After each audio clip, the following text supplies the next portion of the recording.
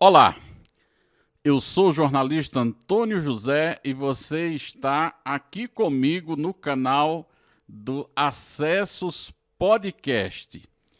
Eu sou um homem branco, estou aqui com o cabelo penteado para trás, uso óculos escuro, camisa rosa. E hoje eu estou aqui tendo a honra de receber ela que é professora, mestra, doutora, fonoaudióloga, psicóloga, né? Já teve assim, ó, trabalhando como consultora para o MEC, foi diretora lá da Secadi, né? Que é uma secretaria lá do MEC, e sempre aí atuando pelos direitos educacionais das pessoas com deficiência.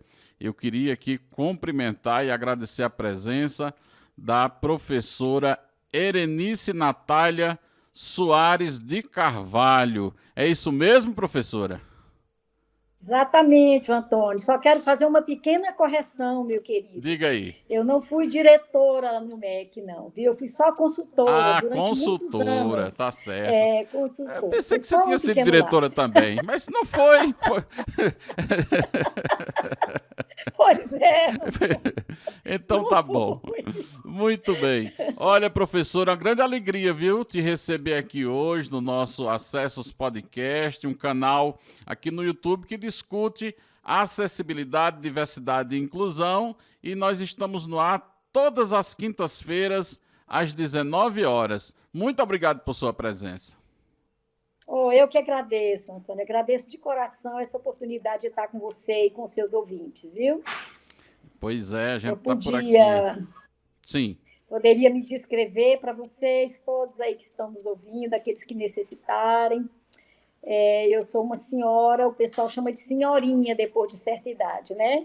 De pele clara, os cabelos tonalizados de louro cinza, curtos meus cabelos. Eu com uma blusa de frio, que aqui em Brasília está um gelo, né, preta, com detalhes cinza, de umas folhas. O ambiente que eu estou é a sala da minha casa, próximo a uma janela, com umas folhas lindas lá fora. Aqui a botânica é muito bonita, dá para apreciar bastante aqui da janela. E agradeço muito a atenção de vocês e a oportunidade de estarmos juntos nesse momento. Coisa boa. Professora Erenice é feito eu. Nordestina, não é isso, professora? E Da cidade de Teresina, Piauí. Olha que coisa boa. Professora, como é que foi a sua infância lá em Teresina? Conte para nós. Antônio, foi tão boa. A minha infância foi lá em Teresina mesmo, uma cidade pequena. Hoje, a Teresina parece um pouco com Goiânia hoje, né? Uhum, Uma cidade assim muito acolhedora, de pessoas muito afetuosas, muito parceiras. Não uhum. tínhamos muito risco na cidade, então eu fui criada assim na rua mesmo, com os irmãos, os vizinhos. Todas as nossas vizinhas, nossos vizinhos eram cuidadores de certo modo, né? Porque nós ficávamos brincando ali, não tinha muito carro, há muito tempo isso, na década de 50. Então, foi uma infância muito diferente da infância de hoje, né? Muito mais livre, muito mais acompanhada pelos amigos, e a gente não ficava, não tinha TV lá, né? Naquela época, então a gente brincava, era de roda, era de correr, não é? Ficava em cada casa que a gente entrava, né? Aquelas senhoras, as mães, elas nos davam lanche, a mesma coisa acontecia com a mãe. Se alguma coisa que a gente fizesse fosse perigosa ou indevida, né? Elas reclamavam, é como se fossem tios, né? Uhum. Foi uma infância muito, muito gostosa. Tenho muita saudade da minha terrinha, né? Saí de lá com 13 anos de idade. Já estava no antigo ginásio, né? Uhum. E aí saímos para Goiás. Eu sei que você está aí em Goiânia. Isso, eu É, falo aqui meu de Goiânia. pai, meu pai fez concurso. Ele era juiz em Teresina, né? E 7 filhos, viu? Eu sou a única mulher, então eu estou acostumada com a queda de braço, muita testosterona mesmo na família, né? Só eu e a Sim. minha mãe e meu pai e 6 irmãos. Então viemos para Goiás. Que bom, né? Falar com vocês aí, alguém de Goiás que esteja nos ouvindo, eu quero dar o meu abraço. Papai veio primeiro para uma primeira instância, que eles chamam, né? Primeira instância. Ele foi para São Domingos de Goiás, depois ele foi para Jaraguá, depois ele veio para Alexânia, e aí nós viemos para Brasília, né? Nós estudávamos no interior. Eu estudava em Posse, em Goiás, no internato de freiras, né? Fiquei 2 anos lá, até que meu pai pôde vir para uma cidade maior que tivesse escolarização para a gente. Porque São Domingos só tinha até primeira a quarta, né? Sim. Aí sim, aí eu conheci essa cidade maravilhosa de Brasília e conheci Goiás nos lugares que papai trabalhava, né? Ele terminou se aposentando em Formosa, muito próximo a Brasília, uma cidade linda. Então, nós somos meio irmãos, né? O pessoal de Goiás e nós fomos muito bem recebidos nessa terra e amamos muito e fomos amados nessa terra muito Que, querida de que Goiás. história bonita, que coisa boa. E, e você tem ido sempre lá a Teresina, costuma ir ou já não vai mais? Eu vou menos. Houve uma época em que nós íamos mais, né? Primeiro, quando a gente sai da terra da gente, a gente termina voltando mais vezes, né? Depois eu voltei para ver meus parentes, meus tios, que já estavam envelhecidos, então voltei para ver meus parentes lá, mas ultimamente eu tenho ido menos, bem menos do que eu gostaria, né? Planejamos uma visita lá, todos nós, os irmãos, né? Mas aí veio a pandemia e a pandemia mudou os nossos planos, né, Antônio? Mudou os planos, acho que do mundo inteiro, né? É verdade, a E agora, pandemia. daí a pouco, eu quero ir, né? Meus tios estão reclamando que já estão idosos, que querem ver a gente. Uhum. Então, nós pretendemos ir lá muito breve, comer doce de buriti, beber cajuína, Oh, coisa curtir aquele boa. calorzinho adorável Olha da minha aí. terra. Tem gente que não gosta, mas eu gosto. Como é que E chama? Comer um rever. baião ensopado. É por aí, Antônio. Aqui eu sinto falta da nossa culinária lá, né? É, Comidas exóticas. maravilha. Bom, bom demais. Tudo de bom. Um abraço para os nossos amigos aí que nos assistem aí em Teresina, em todo o Piauí, Oh, né? oh, meu Deus, Terra, terrinha. terra Piauí, terra maravilhosa. querida. Isso. Professora, quando você chegou para morar em Brasília, Brasília ainda era uma jovem capital, bem recente. Como é que era a Brasília da sua época aí, da sua chegada? Ah, era bem iniciante. Eu morei em Taguatinga, né? Meu pai Hum, alugou uma casinha para a gente em Taguatinga. E me lembro que Brasília era uma cidade muito fria, né? Eu já estava um pouquinho mais acostumada com a temperatura, porque São Domingos não era uma cidade quente, né? Era uma cidade de clima ameno, mas esfriava, né? uhum. Mas Brasília eu senti muito. Brasília era muito fria. Agora, nesse momento, Eu não sei se eu Brasília lembro era de muito Brasília. fria ou Teresina era muito quente, Mas né? era fria. Na Pois é. década de 60, nós mudamos para cá em 65. Tinha muito redemoinho, muito. Muita Hoje a gente não poeira. vê muita poeira e um vento frio. E de manhã, quando ia para a escola, todo mundo não andava de ônibus, a gente ia mesmo andando, né? Sim. Íamos encontrando os colegas no caminho. Eu estudava no CEMAB, uma escola que ainda está até hoje lá, muito boa escola de ensino fundamental e médio. Fiz o curso normal lá também no CEMAB. Muitos amigos, muito legal, sabe, Brasília. Mas assim, bem iniciante. A gente não ficava vindo ao plano piloto, não. Nós ficávamos mais em Taguatinga, que é Uhum. uma cidade mais parecida com as outras cidades, né? Sim. Com a minha terra e tudo. Plano piloto, já vim mudamos para o plano piloto, eu já estava na faculdade, Uhum. né? Já estava com 19 anos, então mudamos aqui para o plano piloto, e aí eu demorei a aprender a andar aqui, apesar de hoje eu achar muito fácil. Mas eu ia mais assim, para a escola, que eu lecionava, né? Sim. Dava aula aqui na Escola Classe 405 Sul, já era professora, né? Essa época eu comecei a ser professora aos 19 anos, e ia para a faculdade. Eu cursava psicologia, né? E, nossa, Brasília era muito diferente do que é hoje, né? Há quantos anos atrás também, né, Antônio? Pois é, Mas eu gosto muito daqui. Que coisa boa. Eu sei um pouco de Brasília, porque como eu estava lhe dizendo aqui em off, o meu pai trabalhou na construção de Brasília. Papai chegou em Brasília ali em 1956. Ele chegou para entre aqueles primeiros que chegaram para fazer a terraplanagem da cidade, derrubar a floresta, para fazer o canteiro de obras, né, e a cidade. E ele saiu só após a inauguração em 1960. Brasília foi inaugurada no dia 21 de abril Abril. de 1960. E ele disse que quando foi inaugurada, os prédios principais já estavam prontos, os ministérios, né, o Palácio do Planalto, que se chamava Palácio dos Despachos, Uhum. Itamaraty, ali Uhum. o Palácio da Alvorada. Agora, outros ainda estavam em construção, né? E aí ele recebeu um convite para trabalhar no Ministério das Minas e Energias, mas não deu certo porque a mãe dele mandou uma carta dizendo que tinha chovido lá no Nordeste e ele foi para lá para plantar uma roça. Uma Trocou, grande trocou o novidade. emprego federal por uma roça.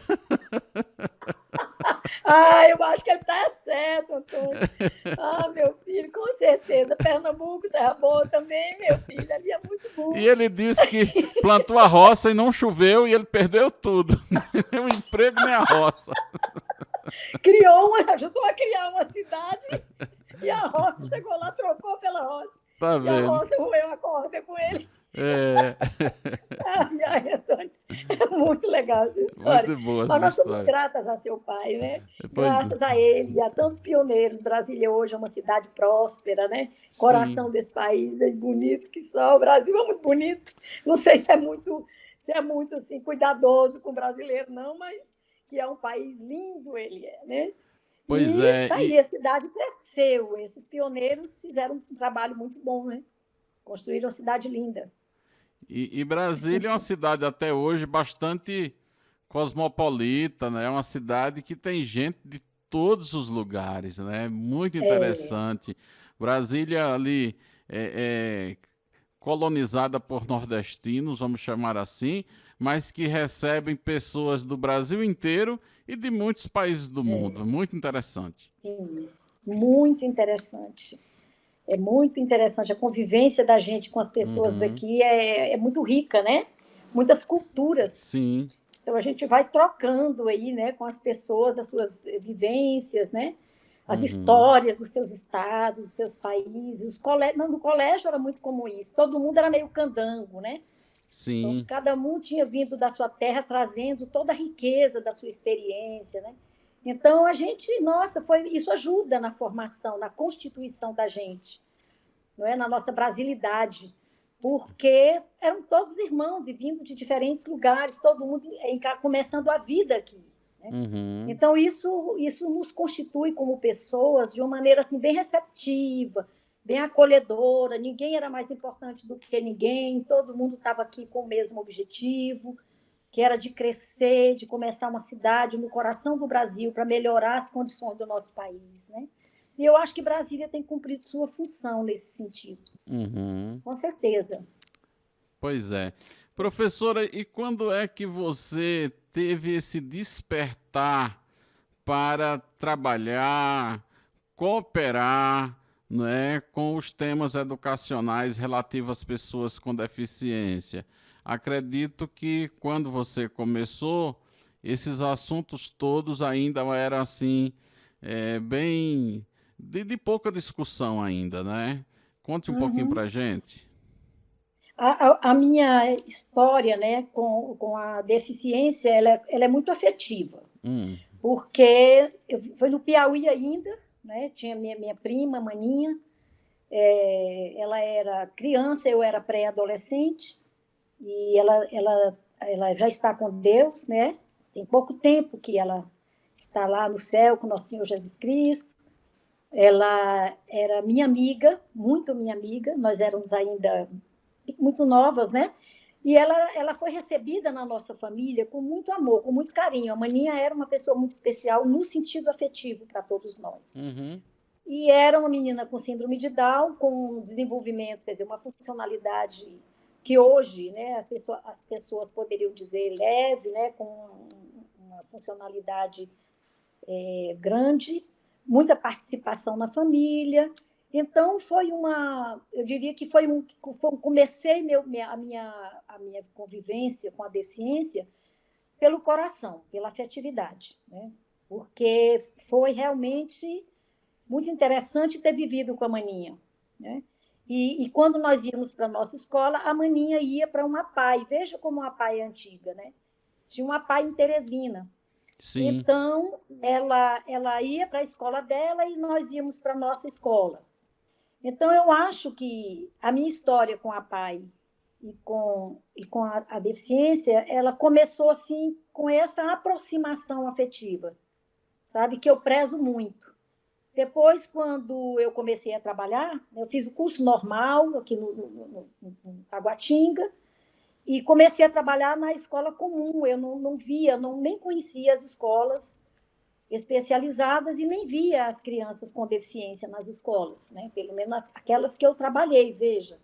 Já em 69, 70, por aí, né? 70, por aí, quando eu assinei contrato com a Secretaria de Educação, que eu fui professora, em primeiro lugar, foi no Amapá. Era território na época, com 19 anos. No Fui Amapá? professora de matemática. Meu pai, depois que chegou aqui em Goiás, ele fez um concurso para juiz temporário, que era do Distrito Federal e dos territórios, os antigos Sim. territórios. E aí ele foi juiz no Amapá, em Roraima, sabe? Ele ficava substituindo juízes que não estavam disponíveis, né? Sim. Então, eu trabalhei no colégio, parece que foi...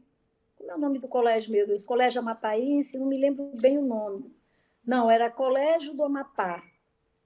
Eu era professora de matemática, 19 anos, Tá mas eu vendo? gostava demais de matemática. Eu fiz aquele curso CADES. Eu acho que você não ouviu falar disso, não, você é muito novo.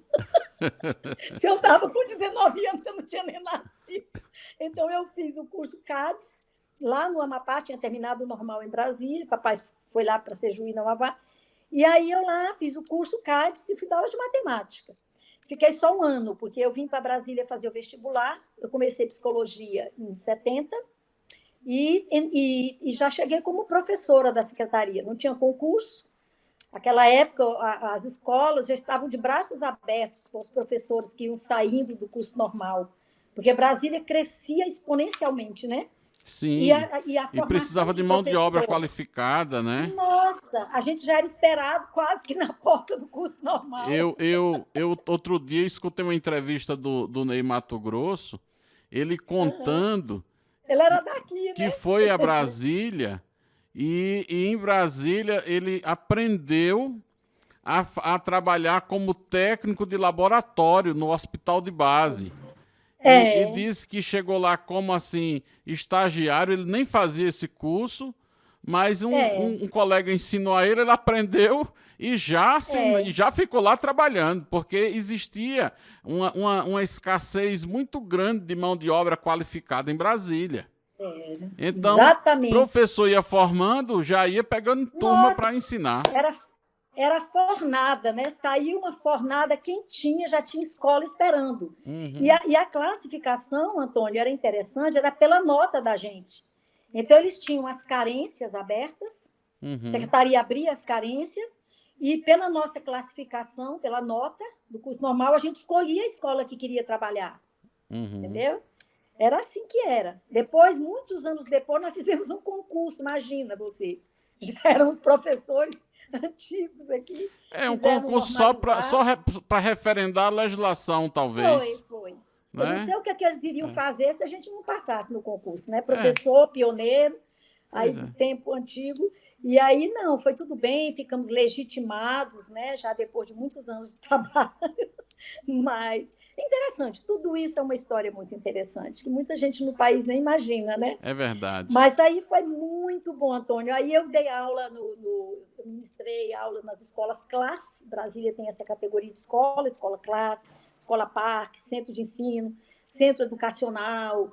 sabe? Tem várias tipologias de escola. Então, eu Uhum. trabalhava em escola classe, de primeira a quarta, e aí eu estudava psicologia e uma amiga minha que trabalhava na educação especial, ela me convidou para trabalhar na Sociedade Pestalozzi de Brasília. Então, eu cheguei na Sociedade Pestalozzi, não estou lembrando bem se foi 73 ou 74. Deve ter sido final de 73, começo de 74. E aí, quando eu cheguei lá, eu me reencontrei, né? Quer dizer, a minha vida com a deficiência, né? Que eu chamaria Uhum. assim. Porque lá eu encontrei, realmente era uma escola muito conceituada, era uma escola especializada. Brasília tinha muitos espaços, assim, espaços mais reduzidos, né, para atenção aos alunos, mas Brasília criou centros de ensino especial, porque naquela época, né, o que predominava era o modelo chamado de integração, né? Os Sim. alunos eram matriculados inicialmente numa escola especializada, aqueles que estavam em situação de deficiência. E aí eles iam saindo para a escola comum na medida do seu, entre aspas, preparo, né? Uhum. Nós vivemos essa experiência aqui. A Sociedade Pestalozzi era excelente. A diferença da Sociedade Pestalozzi para os centros de ensino especial era que a Sociedade Pestalozzi era pequenininha e os centros de ensino especial eram imensos. Tinham dois em Brasília, aqui no plano piloto, e tinha um em Taguatinga nessa época, né? Começando ali os centros de ensino especial. E o pessoal que ia para lá, Antônio, não ia porque tinha feito curso. A nossa formação foi em contexto, né? Certo. Naquela época nós chamávamos de formação em serviço. Uhum. E era muito interessante esse tipo de formação. Hoje as pessoas estão chamando de formação permanente, Uhum. porque ela é uma formação contingencial, né? À medida que você está trabalhando, você está em formação. E Uhum. nós tínhamos a supervisão natural dos nossos colegas.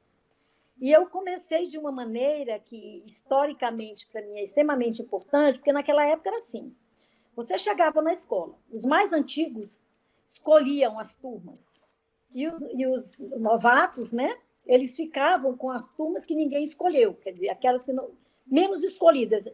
Fui chegando, eu peguei a turma que ninguém tinha escolhido. E era uma turma de 5 crianças com, hoje nós chamamos de condições de funcionalidade muito graves, com muitos problemas na funcionalidade, né? Como se dizia na época, gravemente comprometidas. E é interessante considerar que eu nunca mais quis deixar essas crianças, enquanto eu trabalhei na educação especial, foram os alunos que eu escolhi para trabalhar, sempre. Porque me parecia que eu tinha muito a aprender com eles, né? Então, sempre foi assim. Eu trabalhei na Sociedade Pestalozzi 4 anos e meio. Depois eu trabalhei também no Centro de Ensino Especial de Deficientes Visuais, Antônio, Sim, lá no, durante no 2 anos e CEDV. meio. CEDV, fui professora de Isso. CEDV, com Aham. muita alegria, com muita saudade. E lá também eu quis trabalhar com o que se chamava naquela época, ainda se chama hoje, deficiência múltipla, né? Sim. Então, os meus alunos, Antônio, na educação especial, foram alunos assim. Naquela época, nós não conhecíamos autismo. Hoje, Uhum. quando eu fico me lembrando, eram alunos que tinham autismo num nível mais elevado, né? Interessante, naquela época ninguém sabia o que é que era autismo, né? Autismo é uma coisa muito nova. Não. Muito nova. A É. gente pensava, como eu estudava psicologia, estudava psicopatologia, a impressão que eu tinha que era a associação de deficiência intelectual com esquizofrenia, sabe? Uhum. Porque era o que a gente conhecia à época. Uhum. Então, imaginávamos isso. E tinha aluno com síndrome de Down e microcefalia, então era uma criança com síndrome de Down, com uma condição bem diferenciada da maninha, por exemplo, da minha prima, e de outras crianças que se tornam adultos, né, que Uhum. trabalham, que fazem faculdade. Os meus alunos, pelo menos, porque a Pestalozzi tinha alunos que nem deveriam estar numa escola especializada, sabe? Sim. Nem seria o melhor lugar para esses alunos, não. Deviam Uhum. estar lá na escola comum e Uhum. lá com seus pares, né, seus colegas, aprenderem bem, assim, com maior facilidade. Agora, os meus alunos, não. Meus alunos Uhum. não havia condição deles estarem numa escola especial. E isso leva a gente até a discutir um pouco. Isso aí é um assunto, no Brasil, pelo menos, bastante controverso, né? E existe muito dissenso em relação a isso. Mas meus alunos, mesmo hoje, mesmo que nós estivéssemos aqui hoje, eram alunos dependentes de apoio, alunos dependentes de cuidado, de assistência. É diferente, né? Um aluno com a funcionalidade muito comprometida, o pessoal fica achando que a escola especial, especializada, não é um lugar apropriado. Mas é claro que nós vamos ter um momento para falar nisso, né? Sim, vamos falar sim. Espero que a gente tenha, porque eu gostaria de colocar a minha posição. Eu sou, às vezes, até discriminada por causa disso. As pessoas falam que eu sou segregacionista. Então, não tenho nada disso, com toda certeza.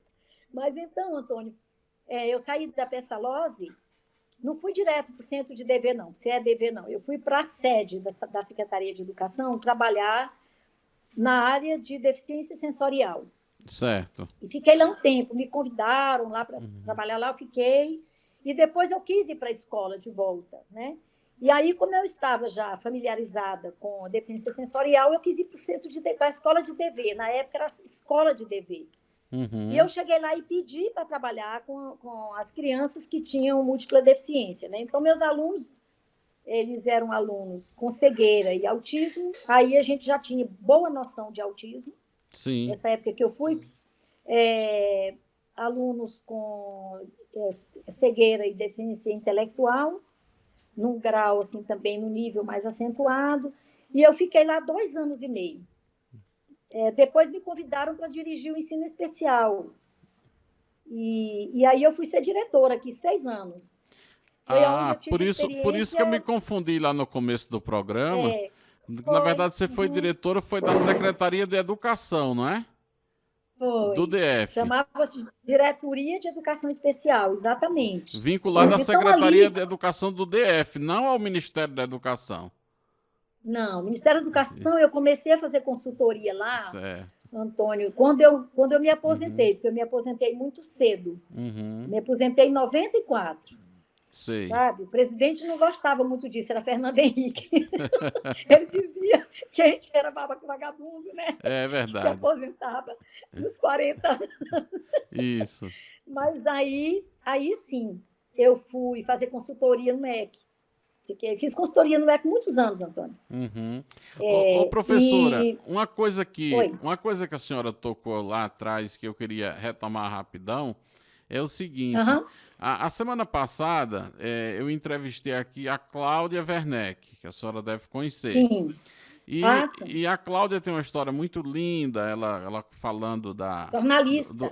do contato dela com a inclusão, e ela dizendo o seguinte, que no começo dos anos 90, ela foi fazer uma reportagem e a ideia era o seguinte, porque a mamãe, ela escrevia para a revista Pais e Filhos, e entrevistou uma mãe que tinha uma criança com deficiência e era síndrome de Down, e a mãe não sabia nada sobre a deficiência, sobre a síndrome de Down. E aí você contando aqui da sua trajetória, lá do começo dos anos 70, então nós tivemos assim mais ou menos aí uns 20, 30 anos que se sabia bem pouco acerca das deficiências. No contexto de hoje nós sabemos muito, hoje existem muitos estudos, mas passamos um tempo que poucas pessoas se aprofundavam e que se sabia pouco sobre os diversos tipos de deficiência, inclusive autismo era uma coisa que se sabia bem pouco. É isso mesmo? Bem pouco. É verdade, Antônio. Eu conheci deficiência mais teoricamente também, porque a prática eu já tinha desde menina, né? Sim. Já cheguei nova também na escola, mas eu tinha uma disciplina no curso de psicologia que se chamava Psicologia do Excepcional. Eram 2 semestres. Então, quando eu fui cursar essa disciplina, eu já vinha com uma prática muito grande. Então, eu fui estudar teoricamente, né?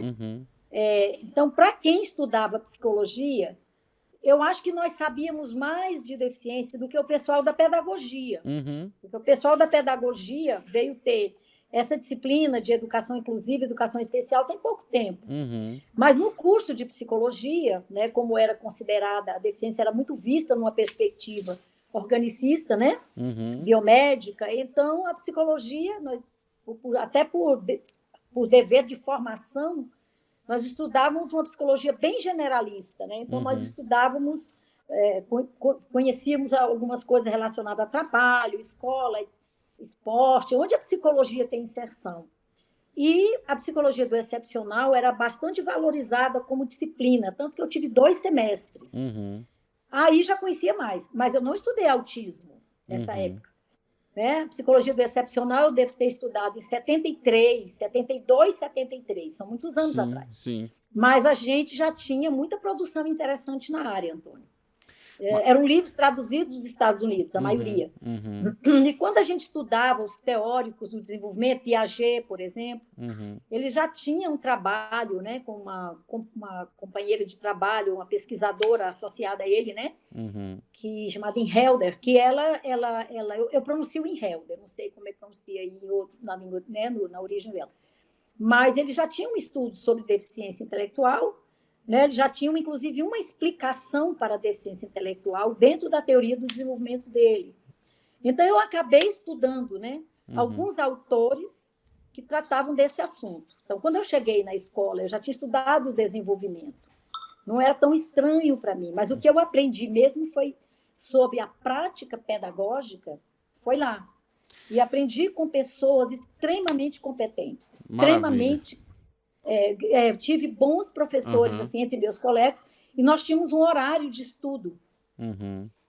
Toda semana, os alunos ficavam, no último dia da semana, que era sexta-feira, em atividades na cidade, né? Fazendo passeios e tudo mais, tinha muito voluntário lá, e os professores tinham a chance de estudar. Então, nós líamos muito, e as pessoas iam trazendo suas experiências, e nós convidávamos pessoas também de fora. Maravilha. Então, foi uma formação... Eu gostei, Antônio. E, inclusive, no CEDV, o meu curso de formação para trabalhar com deficiência visual, os professores eram meus colegas. Que coisa professores, boa. assim, de tirar o chapéu. Né? Maravilha. Professora, vamos dar um intervalo rapidinho aqui e a gente volta em um minutinho. Não saia daí, para que a gente continue aqui ouvindo essas histórias deliciosas da carreira brilhante da professora doutora Erenice Natália Soares de Carvalho. Até daqui a pouquinho.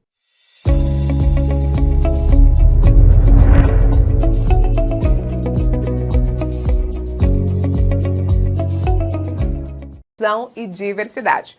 Com uma super equipe de profissionais de notório saber, a Acessos promove capacitações em inclusão e diversidade para profissionais da educação, cursos de acessibilidade urbanística e arquitetônica, acessibilidade e certificações de ambiente virtuais, cursos de Libras, assessoria para ONGs em captação de recursos, gestão de projetos e prestação de contas, cursos de audiodescrição e este podcast que você está ouvindo. Conheça melhor o nosso trabalho nos acompanhando em @acessosnet no Instagram, Acessosnet no YouTube e em acessos.net.br. Acessos, construindo caminhos para a inclusão.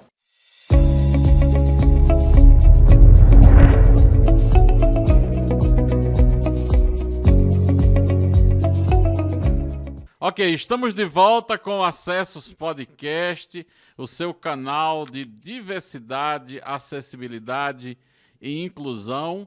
E eu aqui com a professora doutora, a Erenice Natália de Carvalho, ela que é uma das pioneiras no atendimento a pessoas com deficiência, atendimento educacional. Professora, como é que a senhora tem visto a evolução do atendimento educacional das pessoas com deficiência no Brasil? A senhora começou lá nos anos 70.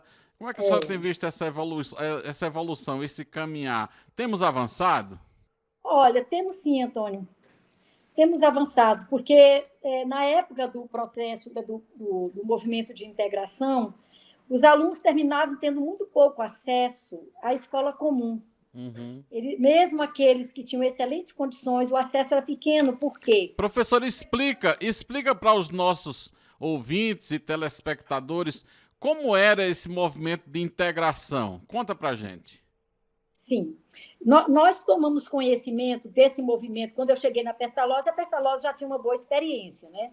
Eu cheguei lá em 73, 74, o Conselho de Educação do Distrito Federal já tinha conhecimento do processo de integração, porque os conselheiros viajavam para os Estados Unidos, viajavam para a Europa e traziam essas informações. E esses conselheiros eram os que faziam as normas, né? As diretrizes da educação especial era elaborada por esses conselheiros. Eu lembro da professora Josefina Baiocchi, né, que foi conselheira, inclusive a primeira resolução que tratou da questão da deficiência em Brasília, do Distrito Federal, foi dela, foi elaborada por ela, e já por conta de uma informação que ela trouxe da Inglaterra. O Reino Unido sempre foi avançado em relação à educação especial até hoje. O processo de integração funcionava da seguinte maneira: os alunos faziam a matrícula inicial na escola especializada. Eles passavam por uma avaliação. A avaliação era feita na própria escola. Tinha equipe, né, de diagnóstico, de avaliação, era uma equipe multidisciplinar e interdisciplinar, porque todo mundo estava ali no local, nós tínhamos a chance realmente de fazer a integração dos estudos, né? E aí, se a gente visse que o aluno tinha boas condições, digamos assim, como eu trabalhava com deficiência intelectual e múltipla, o que nós entendíamos como condições de acompanhar um currículo comum, então a gente encaminhava para a escola, mas não direto para uma classe comum. Encaminhávamos para uma classe especial, ia tomando chegada. Melhor maneira de explicar isso, ia tomando chegada. Então, o aluno chegava lá na classe especial, tinha um professor especializado nessa classe, ele tinha poucos alunos, no máximo uns 8 alunos, normalmente era 6, e ele ficava também ali, já desenvolvia um trabalho acadêmico com o aluno, diferente do que nós fazíamos na escola especializada, que era um currículo mais funcional, mas a gente também trabalhava já a parte acadêmica. Só que o avanço era muito pequeno, né, nesse sentido. Nós trabalhávamos mais habilidades, né, habilidades sociais, habilidades acadêmicas, mais assim voltadas para a alfabetização, exclusivamente, a gente não passava disso. Não tínhamos um currículo de matemática, com componentes como matemática, a gente fazia um trabalho de ciência, mas era digamos assim, muito, muito incipiente ainda, mas quando ele chegava na classe especial, a professora da classe especial, ela já pegava a programação curricular da escola comum. E ela começava a desenvolver. E ela ficava prestando atenção no momento apropriado para encaminhar esse aluno para a classe comum. Só que era muito difícil. O professor que estava na classe comum, ele queria um aluno, digamos, bem preparado, entre aspas. E esse professor da classe especial terminava tendo dificuldade de fazer esse encaminhamento. Quem ia para a classe comum? O aluno cego, o aluno com deficiência física, com lesão medular, quando era uma deficiência física causada por alguma lesão cerebral, ficava muito complicado, porque às vezes o menino era super inteligente, mas tinha problema na comunicação, na mobilidade, e aí ele era visto como, digamos, como deficiência múltipla, entendeu? A condição dele. Então, terminava que um grupo muito pequeno, surdo, penou aqui no Distrito Federal. Quando eu entrei para ser diretora do ensino especial, eu entrei em 1988, os alunos surdos estavam em centros de ensino especial. Fomos nós que começamos a ser retirada. Não tinha necessidade desse aluno estar lá. Então, nós começamos a fazer um trabalho de colocação, ainda na perspectiva de integração, na escola comum para os alunos surdos, né, com intérpretes, já naquela época. Quando eu entrei, já tinha classe especial para aluno autista em Brasília, em 88. Foi um programa que foi feito, foi desenvolvido em uma parceria entre uma associação chamada Azteca, que atuava só na área de autismo, prestava serviços na área de autismo, mas fez um convênio com a Secretaria de Educação para que os meninos fossem alunos da secretaria e apoiados por essa associação. Muito interessante esse convênio. Mas, então, era sempre assim, a classe comum para uma pessoa com deficiência era uma situação, digamos assim, reduzida. Não era para ser assim. Então, nós tínhamos essa compreensão naquela época. Esse processo de integração não está dando certo. Porque quando o aluno chegava para uma classe especial, ele já tinha passado um bom tempo num centro de ensino especial, e aqui é da rede pública, não era rede particular. A Pestalozzi era uma das poucas organizações não governamentais com convênio. Né? Então, e aí, quando ele chegava na classe especial, ele não saía para a classe comum. Então, a gente viu que o pensamento, o desenho, a lógica não era razoável. Isso tinha que mudar. Né? Então, quando veio o processo de inclusão, começou o processo de inclusão, nós recebemos com muita esperança. Só que nós estamos com esperança até hoje. Pois é, e aí a senhora me falava, eu tinha lhe perguntado sobre essa evolução, como é que a senhora observa essa evolução. E aí a senhora falou desse movimento da educação integrada, eu pedi para a senhora nos contar, e agora me dê sua opinião sobre este avançar. Temos avançado, ainda estamos esperando essa inclusão acontecer? Diga sua opinião. Olha, eu vejo assim, o processo de inclusão, ele está sendo, eu diria que ele está tendo sucesso com crianças, com jovens estudantes, que têm uma funcionalidade menos comprometida. Mas isso não está acontecendo só em Brasília ou só no Brasil. Está acontecendo em muitos países desenvolvidos do mundo. Europa, Estados Unidos, muito, isso acontece muito. Tanto que na Europa, pelo menos nos países mais desenvolvidos, existem escolas especiais até hoje. Em muitos deles existem classes especiais até hoje. Então, em relação a esses países mais desenvolvidos, o Brasil não está muito para trás. Só que o desenho, quer dizer, a forma de ver a educação especial no Brasil, ela é assim, ela não é consensual. Há muito dissenso entre nós, inclusive entre especialistas da área. Sim. A experiência com deficiência, Antônio, é uma experiência muito diferenciada em quem discute essa questão de educação especial. Ora, uma pessoa que tem deficiência, ela tem um tipo de experiência, de vivência com deficiência. A família dessa pessoa tem outro tipo de vivência.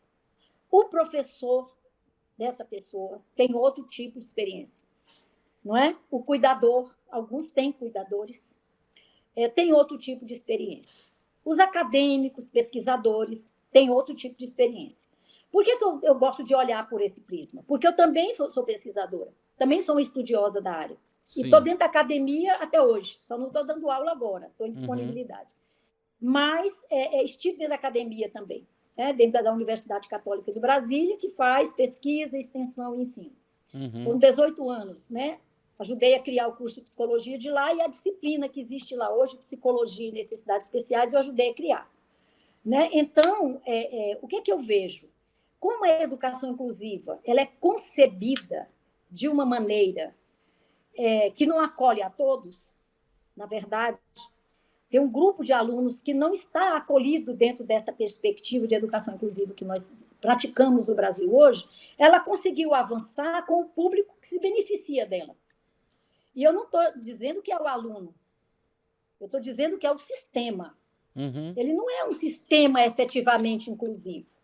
Eu acho até que na LBI, a maneira como foi construído esse artigo lá é promover o desenvolvimento de um sistema educacional inclusivo, porque ele se desenvolve, ele está em processo de desenvolvimento.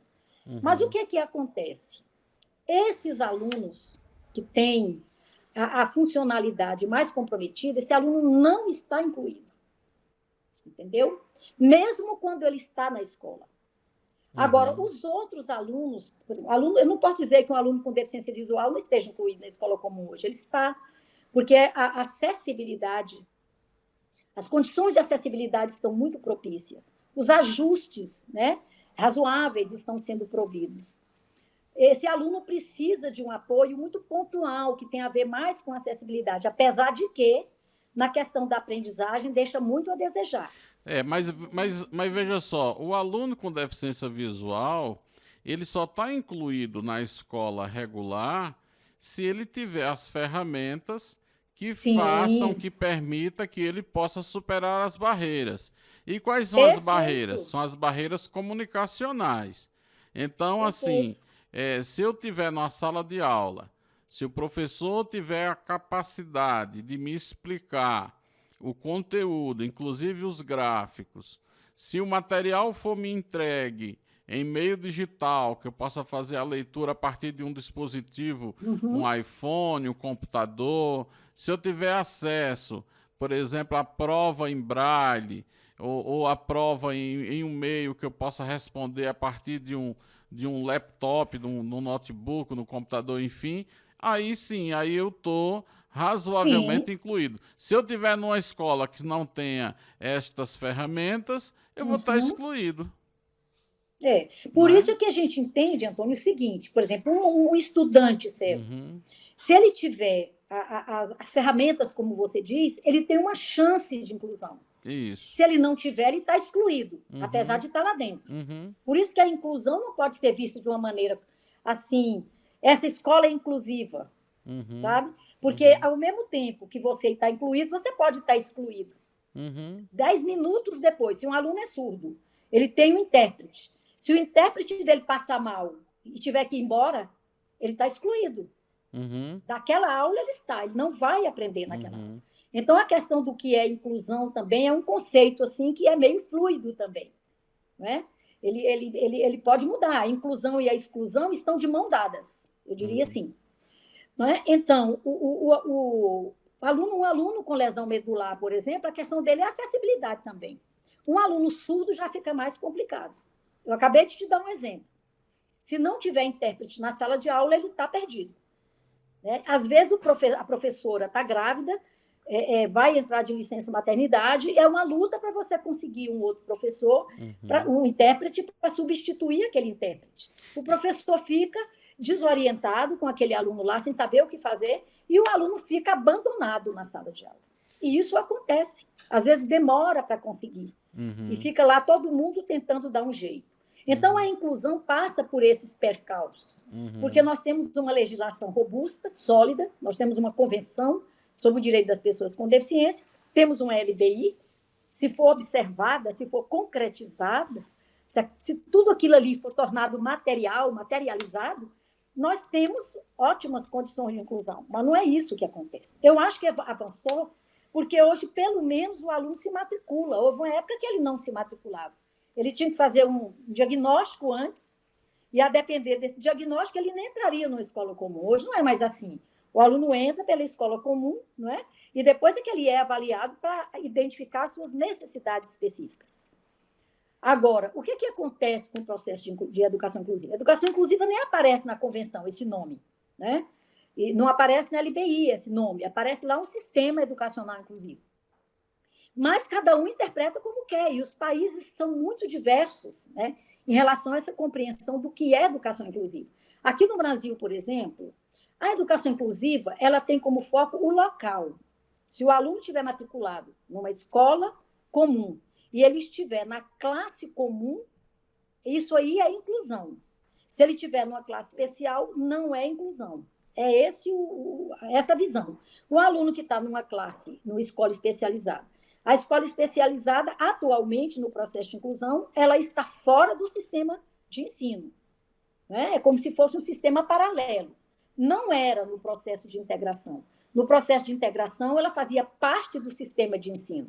E todo esse conjunto de espaços especializados ou não especializados, ele era, digamos assim, ele era dimensionado para atender esse aluno, com a diferença de que o ambiente não era modificado. O aluno não encontrava um ambiente em condições de atender, como também acontece no processo de inclusão hoje. Sim. Você acabou de dar um exemplo. E vou te dizer, Antônio, a questão da aprendizagem do aluno com deficiência visual não é só acessibilidade no sentido material, no sentido de equipamentos e materiais, né? O processo de aprendizagem dele pode estar comprometido também. Você deu um exemplo. Se você não fizer uma leitura de tabela para ele, né? Ele não vai entender, ele não vai ver a tabela. Sim, e se não houver paciência do professor para esclarecer sobre essa tabela, ele fica à margem. Mas, professor, eu queria problematizar aqui outra questão com a senhora, que é o seguinte. Veja o dilema. Se a pessoa com deficiência ele está na escola regular, ele pode estar na escola regular e está excluído pela falta de ferramentas, pela falta de tecnologias, de capacitação também, de competência também do professor para ensiná-lo, etc. Então, ele pode estar num espaço inclusivo, excluído. Uhum. Já na escola especial, na escola que não é a escola regular, vamos dizer assim, ele pode ter todos esses aparatos, mas ele pode estar também excluído do convívio com as outras pessoas que não têm deficiência, né? O que também traz enormes prejuízos a essa pessoa. Eu costumo dizer o seguinte, que o que mais nos afeta enquanto pessoas com deficiência, que é isso, a grande causa dos preconceitos, é que as pessoas sabem muito pouco sobre nós. E se sabem pouco sobre nós é porque não conviveram conosco, né? A senhora teve a maninha que a senhora conheceu na sua infância, lá em Teresina. Mas eu encontro pessoas hoje com 50, com 60 anos, que eu pergunto assim, com quantas pessoas com deficiência você estudou? E ele diz assim, não lembro de nenhuma.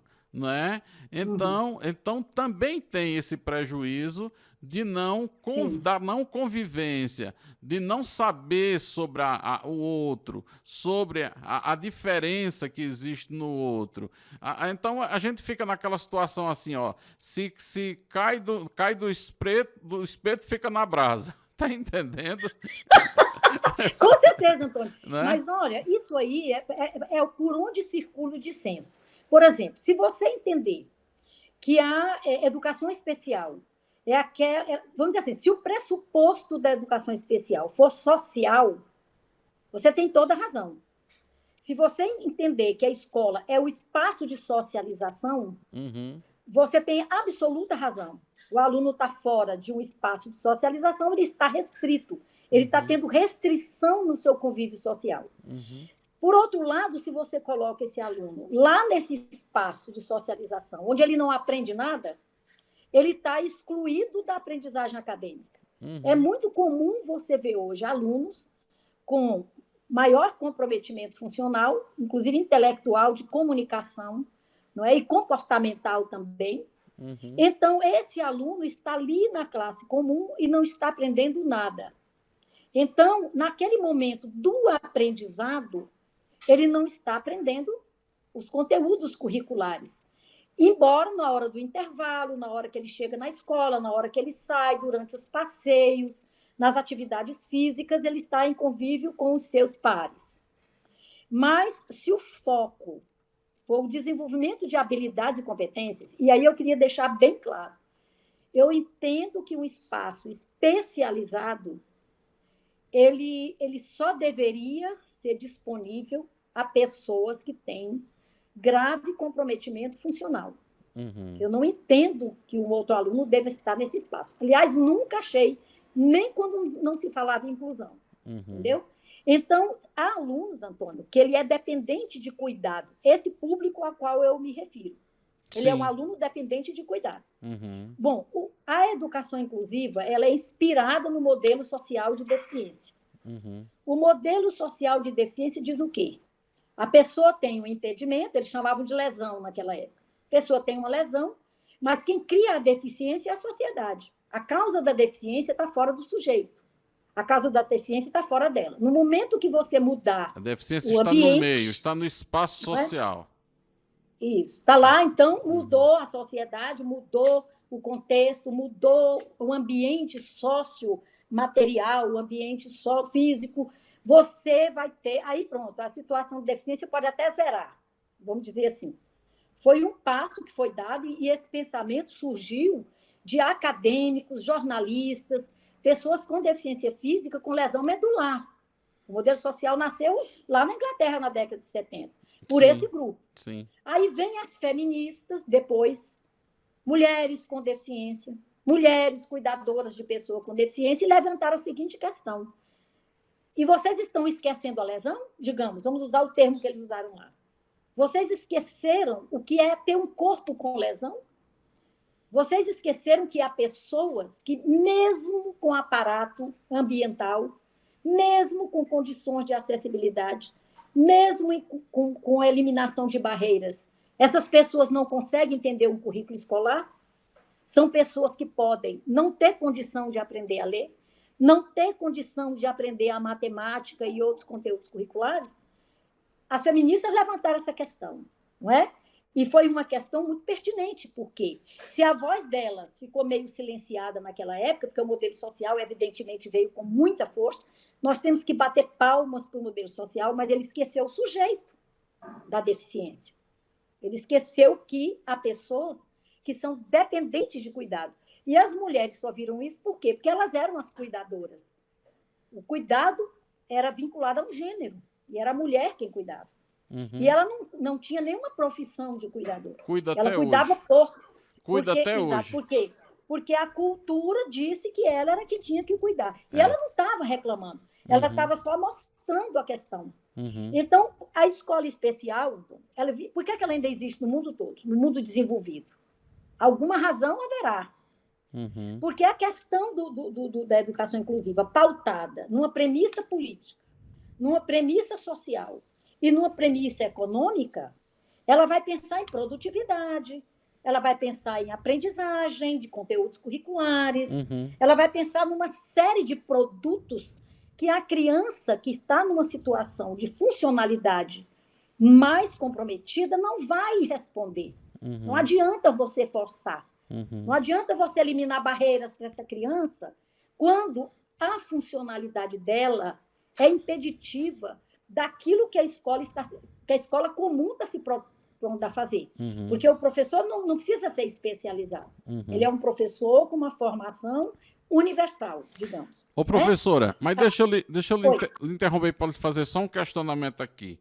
Mas, assim, vamos também combinar que esse modelo que nós temos de educação, não vamos falar aqui da educação regular, nem da educação especial, da educação para todas as pessoas, também é um modelo muito cruel, né?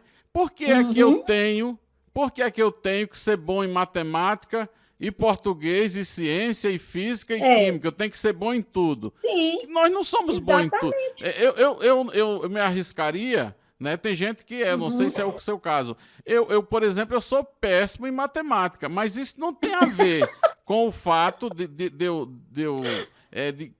que seja uma pessoa com deficiência visual. Se eu enxergasse, eu seria ruim de matemática do mesmo jeito. Exatamente. Claro que as barreiras que eu enfrento e que eu enfrentei me trouxeram maiores dificuldades. Mas as pessoas não podem ser também boas em tudo. E as pessoas com deficiência, e às vezes se esquece disso, a gente podia tirar aqui. Esquece que tem a deficiência. Vamos pensar só na pessoa. Também vai ter as suas habilidades e as suas fragilidades na aprendizagem de acordo com o currículo. Então, nós temos o currículo da educação brasileira, que eu não saberia lhe dizer, mas talvez tenha aí até alguma herança daquilo do currículo da Europa, de outros países, que é aquela coisa que você tem que ser bom em tudo, não é? E aí você fica estudando, às vezes, coisas de matemática que você não vai usar nunca na sua vida aquilo ali, né? Mas você tem que estudar. Aí chega a pessoa com deficiência lá na escola regular, que já tem as barreiras e ainda tem essas questões da pessoa ter mais ou menos afinidade com aquela matéria ensinada. O que é que a senhora me diz sobre isso? O conteudismo da educação brasileira é inaceitável. Né? O tanto que você é obrigado a decorar, inclusive, né? Informações que não têm muita utilidade na prática. Você nem lembra depois. Né? Então, esse é um fator que prejudica muito a inclusão. Né? Além, como você disse, não é a inclusão só da pessoa com deficiência, não. A inclusão de muitas pessoas, inclusive, que não têm deficiência nenhuma. Sim, não é? Sim. Porque o aprendizado exigido, a gente gasta pouco tempo. A gente fala tanto em socialização na escola, Antônio. Nós gastamos muito mais tempo na escola, decorando coisas, escrevendo coisas e aprendendo conteúdos, muitas vezes, que não tem muita função na nossa vida social e deixando valores de fora, deixando a formação da pessoa de fora. Não é? E o nosso aluno está chamado de incluído ou está tendo dificuldade na inclusão porque ele não aprende o conteúdo. Você pontuou um aspecto muito importante. É claro que ele prejudica, esse conteudismo excessivo, ele prejudica a inclusão. Agora, o que eu gostaria de deixar claro, porque muita gente me chama de segregacionista, radical da segregação. É porque eu estou ponderando o seguinte: a remoção de barreiras o provimento de acessibilidade, ele atende a um certo público com deficiência. E existe um outro público com deficiência que não se beneficia disso completamente. Não é suficiente para ele. Ele depende de cuidados, depende de apoios contínuos, intensos, às vezes pervasivos, ao longo de toda a vida dele. A escola comum dá isso para ele? Não dá. Então, se nós quisermos um sistema inclusivo no Brasil, vamos redesenhar o sistema de hoje. Vamos, o pessoal que hoje tem muita produção nas revistas científicas sobre um modelo que eles estão chamando de sistema multicamada, sistema de apoio multicamada. Então, eles representam isso numa pirâmide, não é? Ou num triângulo isósceles, onde a base seria um apoio universal, um apoio para todo mundo. Na cintura do triângulo, aí, no meio do triângulo, são aqueles alunos que já precisam de um apoio mais específico. E lá no vértice do triângulo, um público bem pequeno, em torno de uns 5%, que precisam de um apoio especializado. Não é? Inclusive no nível de intervenção, muitas vezes. Ora, se você desenhar um sistema inclusivo, um sistema educacional inclusivo, só com escola comum, mas que ele dê garantia para esses 5%, não precisa ter escola especial nenhuma em lugar nenhum do mundo. Nem precisaria de classe especial. Esse aluno poderia transitar por todo esse sistema de ensino, por toda a escola, recebendo todo o apoio que ele precisa. Inclusive, se ele não fosse aprender a ler e a escrever, se ele não fosse aprender matemática, nem básica, nem história, nem geografia, nem muito menos química e física, entendeu? Mas ele teria, dentro de um sistema educacional, espaços comuns e especializados, onde ele teria condição de se desenvolver, condição de aprender habilidades ao máximo, dentro de sua capacidade. Agora, adianta você pegar uma criança, matricular na escola comum, e o professor não ter qualificação porque ele não fez, ele ainda não teve essa chance, ou ainda não teve esse interesse, ainda não foi o momento dele ter oportunidade. Quando essa criança precisa de um professor qualificado e especializado para trabalhar com ela. Se você pega uma criança autista, Antônio, eu tive aluno autista cego, eu não sei se você chegou ao CADV alguma vez, se você chegou a visitar. Cheguei sim. Chegou. Mais de uma vez. Eu tive 2 alunos ali que eram cegos, não tinham nem globo ocular. Né? Eles tinham quer dizer, não tinha nem visão de vulto nem nada, né? Então, esses meninos tinham autismo num grau muito acentuado. A deficiência intelectual também em grau muito acentuado. Não é? Então, esses alunos se colocam lá mesmo dentro de uma escola especializada. Havia dificuldades para a gente desenvolver um currículo com ele. Eu tive uma aluninha que eu cheguei a procurar a professora Glória, para ela me ajudar na alfabetização dessa criança. Nós tentamos uns 2 anos, pelo menos. Nunca conseguimos ensinar o Braille a ela. Porque não dependia tanto do esforço do professor, não é? Dependia de alguns impedimentos que a gente talvez nem conhecesse. Ele nem era claro para nós, que eram os professores especializados. Então, o que eu quero dizer com isso é que a educação inclusiva, nos moldes brasileiros, ela tem que incluir o sujeito do cuidado, o sujeito do apoio e oferecer isso efetivamente a ele. E todo esse apoio que ele precisa, todo esse aparato, inclui também um ambiente propício ao desenvolvimento dele e à sua inclusão social, acadêmica, sobre todos os aspectos. Sem isso, nós vamos continuar brigando. Professora, então, assim, se a senhora tivesse, digamos assim, recebesse uma encomenda e lhe dissesse o seguinte: professora Erenice, desenha para nós aqui o modelo ideal da educação que atenda a todas as pessoas, como seria? Sim. Esse modelo, eu só conseguiria fazer um modelo desse se fosse compartilhado. Certo. E como compartilhado, primeiro com as pessoas com deficiência, com as suas famílias, com o corpo docente da escola, com toda a comunidade escolar, participando de algum modo, em algum momento, para que esse modelo fosse desenhado. Eu não sei te dizer, Antônio, porque eu nunca vi. E ele não sairia da minha cabeça sozinho, como eu estou te dizendo. Ele teria que ser um modelo desenhado por quem é beneficiado pela educação. O que é que acontece hoje? Se uma pessoa cega chega na faculdade, quer filmar, gravar a aula dele, tem professor que diz que não pode. Não é? Aconteceu comigo, saber informações desse tipo.